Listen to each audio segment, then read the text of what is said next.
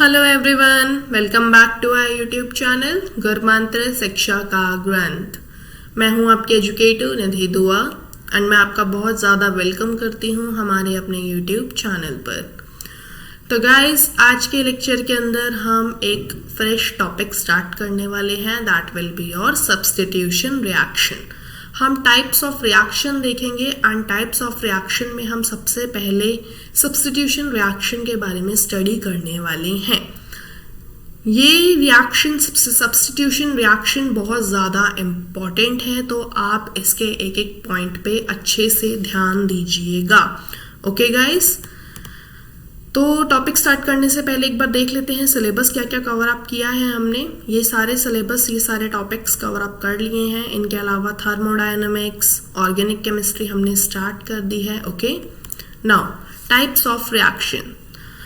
तो रिएक्शंस की अगर बात की जाए तो टोटल रिएक्शंस 6 टाइप की होती हैं। Sublimation reaction, addition reaction, elimination reaction, rearrangement reaction, condensation reaction and isomerisation reactions. इन रिएक्शंस के बारे में हम फर्दर आगे के लेक्चर्स में स्टडी करेंगे एंड आज के लेक्चर के अंदर हम देखने वाले हैं अबाउट सब्स्टिट्यूशन रिएक्शन कि सब्स्टिट्यूशन रिएक्शन का मतलब क्या है। ऐसी रिएक्शन जिनके अंदर एक एटम या फिर group of substrate is replaced by other atom. जैसे कि आपको नाम से ही पता चल रहा है, सब्स्टिट्यूशन। सब्स्टिट्यूशन का मतलब क्या होता है? सब्स्टिट्यूशन का मतलब होता है किसी अदर फॉर्म को या फिर किसी एक चीज को रिप्लेस करके दूसरी चीज को लगा देना। Reaction in which one atom और a group of substrate is replaced by other atom. ऐसी रिएक्शन जिसके अंदर एक एटम को चेंज करके उसकी जगह दूसरा एटम लगा दिया जाता है, ऐसी रिएक्शंस को बोला जाता है substitution reaction. Okay, substitution reaction में सबसे पहला टाइप है free radical substitution reaction. These reactions are brought about by the attack of free radical. नाम से ही आपको पता चल रहा है, फ्री रेडिकल सब्स्टिट्यूशन रिएक्शन के अंदर आपका फ्री रेडिकल जो होगा उसका अटैक होगा, या फिर आप बोल सकते हैं फ्री रेडिकल्स की रिएक्शन को कहा जाता है फ्री रेडिकल सब्स्टिट्यूशन रिएक्शन। देखिए एग्जाम्पल क्या है फ्री रेडिकल सब्स्टिट्यूशन रिएक्शन का? Halogenation of alkene. बहुत फेमस एग्जाम्पल है हेलोजिनेशन ऑफ एल्केन, ये आपको याद रखना है। तो देखिए हेलोजिनेशन ऑफ एल्केन का मतलब क्या है? हेलोजिनेशन का मतलब हो गया अटैचमेंट या फिर attack of halogen group on alkane molecule. Example देखिए CH4 plus Cl2। CH4 is what? CH4 is the alkane और Cl2 is क्या? Cl2 क्या है? Cl2 आपका हेलोजन है। CH4 एल्केन के ऊपर, मीथेन के ऊपर जैसे ही आपने Cl2 का अटैक कराया इन प्रेजेंस ऑफ सनलाइट, क्या बन गया? CH3Cl बन गया एंड प्लस में आपके पास बन गया एसिड, दैट इज HCl। अब ये जो रिएक्शंस होती हैं ये आपको दिखने में बहुत इजी लग रही है कि एक Cl निकाला हमने, एक उधर से H निकाला, HCl का फॉर्मेशन कर दिया एंड CH3Cl बना दिया, लेकिन नेचर के अंदर ये रिएक्शंस उतनी ही कॉम्प्लेक्स होती हैं, मतलब मल्टीपल स्टेप्स में डिवाइड होती है। मैकेनिज्म की अगर बात की जाए तो हेलोजिनेशन ऑफ एल्केन के अंदर 3 स्टेप्स में रिएक्शन कंप्लीट होती है। Number 1 step is your chain initiation step. Chain initiation step के अंदर क्या होता है? चेन इनिशिएशन स्टेप के अंदर Cl2 जो होता है वो ब्रेक डाउन हो जाता है, वो टूट जाता है उसके फर्दर कॉन्स्टिट्यूएंट फ्री रेडिकल्स के अंदर, that is your Cl free radical and Cl free radical. Next step होता है chain propagation step. Chain propagation का मतलब क्या है? चेन प्रोपोगेशन का मतलब है रिएक्शन को फर्दर प्रोसीड कराना। जो फ्री रेडिकल्स का फॉर्मेशन हुआ है उन फ्री रेडिकल्स से अदर प्रोडक्ट बनाना। CH4 plus Cl free radical, एक Cl फ्री रेडिकल इसके साथ रिएक्ट करेगा तो आपका CH3 free radical plus HCl का फॉर्मेशन होता है। एंड देन सेकेंड स्टेप के अंदर CH3 फ्री रेडिकल के साथ Cl2 फिर से रिएक्ट करता है एंड फॉर्मेशन होता है CH3Cl plus Cl free radical का। इस स्टेप को कहा जाता है chain propagation step. Next is your chain termination step. बहुत इंपॉर्टेंट स्टेप है, यहां से क्वेश्चन पूछा जा सकता है। इस स्टेप के अंदर क्या होता है कि जो फ्री रेडिकल्स का फॉर्मेशन हुआ था चेन प्रोपगेशन स्टेप के अंदर, जो फ्री रेडिकल बचा था, वो दोनों फ्री रेडिकल आपस में रिएक्ट करके Cl2 का फॉर्मेशन करते हैं। CH3.CH3 मतलब CH3 free radical plus CH3 free radical react करके CH3 प्रोडक्ट बनाते हैं, जो कि आपका माइनर प्रोडक्ट होता है। And CH3 free radical plus Cl free radical CH3Cl का फॉर्मेशन कर देते हैं। सबसे इंपॉर्टेंट चीज ये है कि आपको तीनों स्टेप्स का नाम पता होने चाहिए कि फ्री रेडिकल सब्स्टिट्यूशन रिएक्शन के अंदर कौन कौन से 3 स्टेप होते हैं। नाउ अब हम इसके बाद पढ़ने वाले हैं अबाउट सब्स्टिट्यूशन रिएक्शंस। वैसे अभी आपने फ्री रेडिकल सब्स्टिट्यूशन रिएक्शन देखी, अभी हम न्यूक्लियोफिलिक सब्स्टिट्यूशन रिएक्शन देखेंगे। तो उससे पहले हम एक बार देख लेते हैं कि सॉल्वेंट क्या होता है। किसी भी रिएक्शन को प्रोसीड कराने के लिए, फर्दर कराने के लिए हमें कोई मीडियम की रिक्वायरमेंट होती है। किसी मीडियम की रिक्वायरमेंट के लिए हम सॉल्वेंट का यूज करते हैं, जिसके अंदर हमारे जो भी रिएक्टेंट्स हैं वो रिएक्ट करके प्रोडक्ट का फॉर्मेशन करेंगे। तो वो जो सॉल्वेंट होता है वो 2 टाइप का हो सकता है, या तो वो पोलर सॉल्वेंट हो सकता है या वो नॉन पोलर सॉल्वेंट हो सकता है। पोलर सॉल्वेंट को भी फर्दर 2 चीजों में, 2 कैटेगरी में डिवाइड किया गया है, polar protic and polar aprotic solvent. Now what are polar protic and polar aprotic solvent? Polar protic solvent का मतलब है जो कि सॉल्यूशन के अंदर H+ या फिर OH- आयन दे सकते हैं। Example H2O, NH3, CH3C, OOH, ROH। Okay. And polar aprotic का मतलब है ऐसा सॉल्वेंट जो कि H+ और OH- आयन को नहीं देता। एग्जाम्पल है DMSO, ये आपको याद रखने हैं, DMF, DMA। ओके, बहुत इंपॉर्टेंट है ये DMSO, DMF एंड DMA। यहाँ पे 3 तो आपको याद होने ही चाहिए। अब जो आपकी न्यूक्लियोफिलिक सब्स्टिट्यूशन रिएक्शन होती है वो 2 टाइप की होती है, SN1 एंड SN2। उसके बारे में अभी हम कुछ देर में देखने वाले हैं, पढ़ने वाले हैं। तो पोलर प्रोटिक जो सॉल्वेंट होता है वो फेवर करता है SN1 रिएक्शंस को।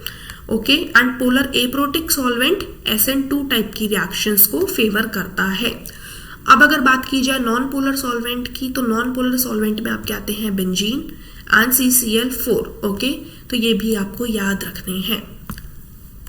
नाउ अब हम बात करते हैं न्यूक्लियोफिलिक सब्स्टिट्यूशन रिएक्शन की। अभी आपने फ्री रेडिकल सब्स्टिट्यूशन रिएक्शन देख लिया, अब हम न्यूक्लियोफिलिक सब्स्टिट्यूशन रिएक्शन के बारे में पढ़ लेते हैं। These are brought about the attack of a nucleophilic substitution reaction. A weaker nucleophile is replaced by stronger nucleophile. ऐसी रिएक्शन जिनके अंदर वीक न्यूक्लियोफाइल को स्ट्रॉन्ग न्यूक्लियोफाइल आके रिप्लेस कर देता है। आपने इलेक्ट्रोफाइल देखा था, positive charge carrying groups, and nucleophile is what? Negative charge carrying group.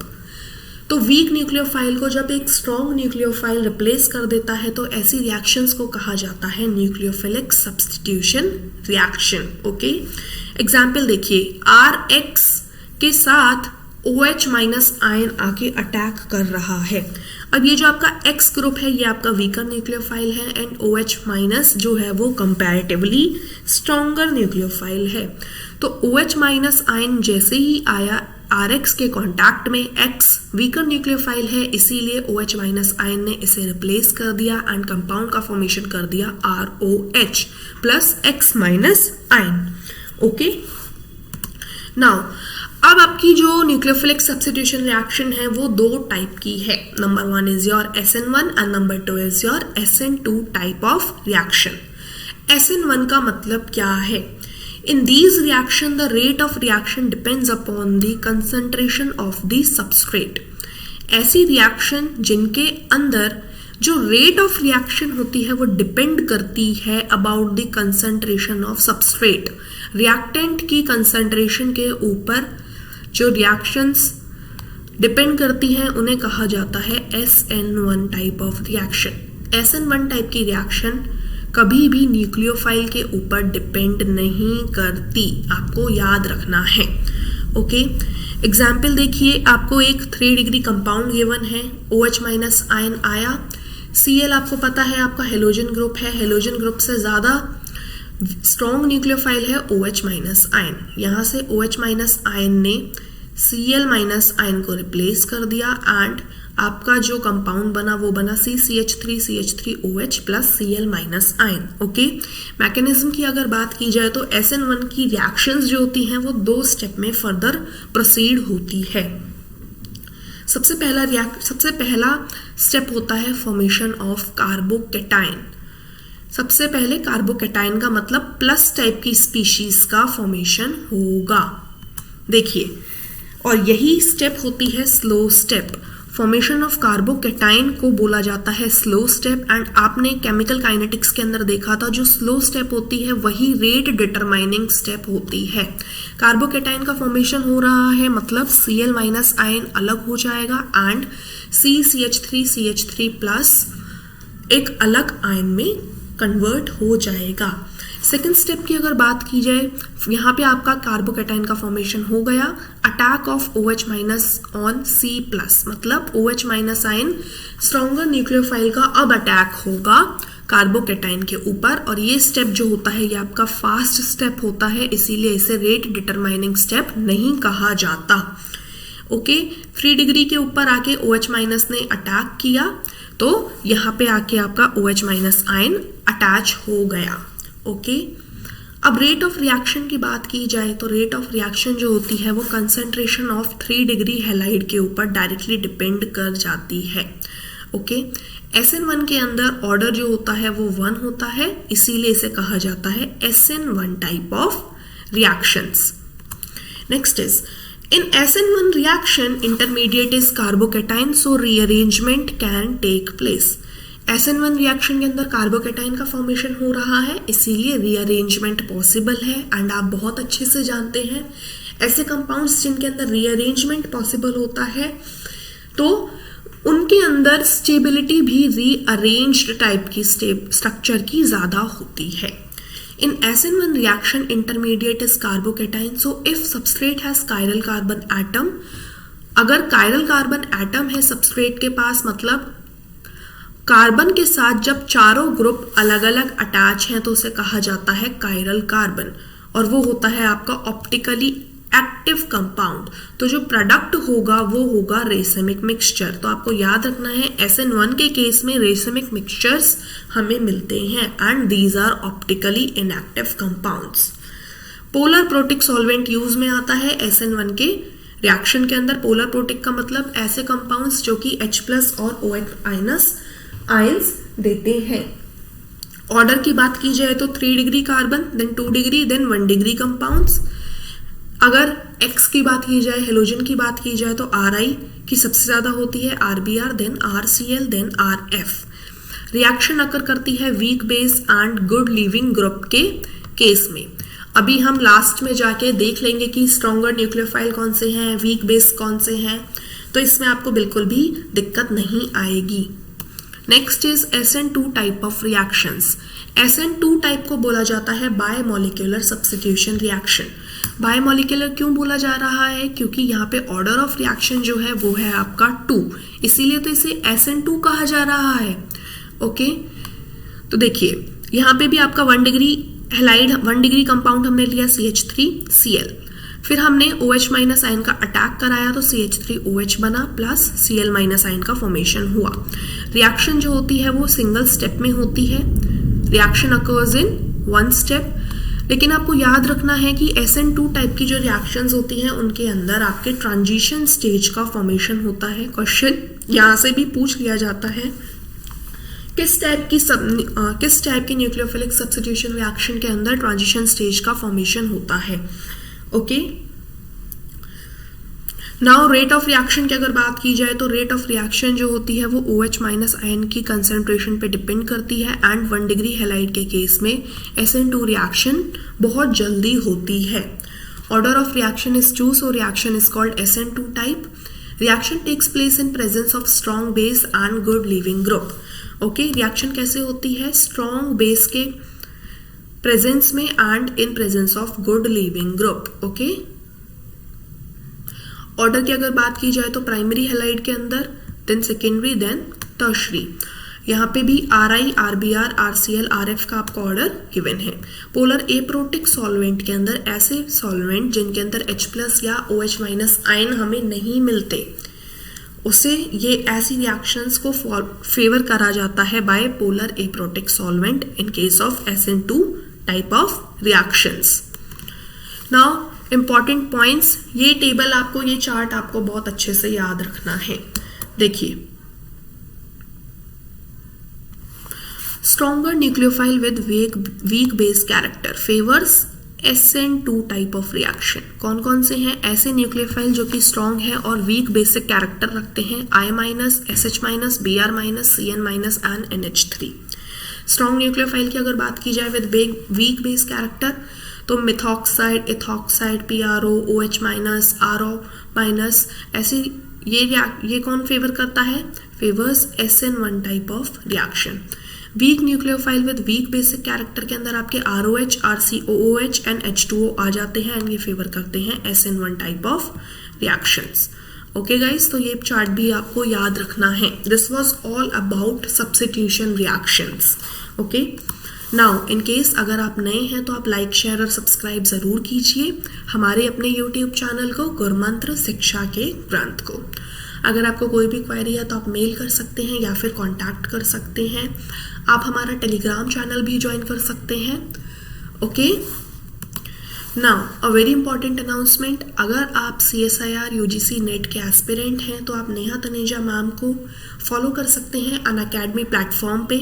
Unacademy platform पे आपको daily life classes, structural courses, live test and quizzes and with one subscription you will get unlimited access. Okay, अगर आप interested हैं तो आप detail paid classes के साथ भी जा सकते हैं। जब आप डिटेल पेड क्लासेस ले रहे होंगे तो आप रेफरल कोड नेहा यूज कीजिए, आपको 10% डिस्काउंट मिल जाएगा after using this referral code. Thank you very much guys. I hope आज का लेक्चर आपको अच्छे से समझ में आया होगा।